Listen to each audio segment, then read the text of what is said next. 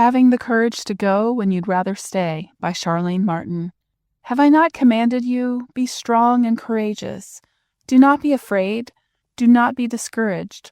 For the Lord your God will be with you wherever you go. Joshua chapter 1, verse 9.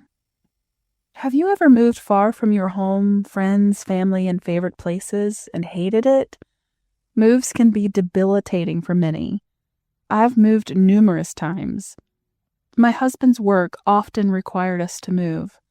At first, meeting new people, exploring new places, and finding new go-to spots was an adventure. I tell our children, you get to make more friends. I hope to give them something to look forward to. Yet each move became more difficult, leaving the people and places we loved behind. We loaded tear-stained boxes in the moving van to go into the unknown.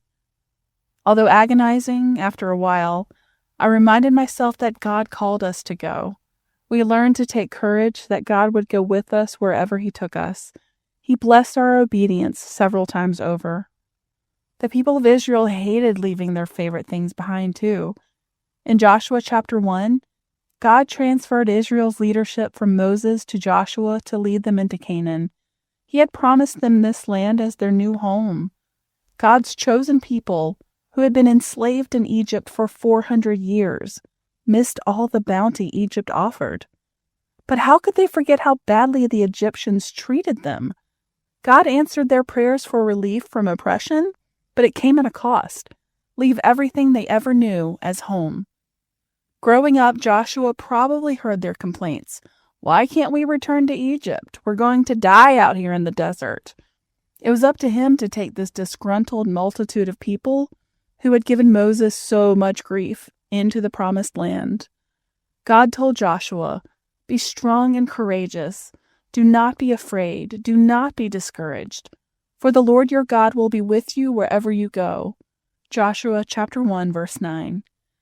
God not only called him to lead them, but promised that he would go with him the entire time. Do you dread relocating somewhere new?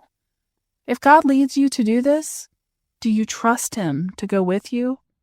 Moving takes courage to let go and trust God. You will undoubtedly face discouragement and grief, but the blessings of following God outweigh your losses. You can look to God and His promise that He is with you wherever He takes you.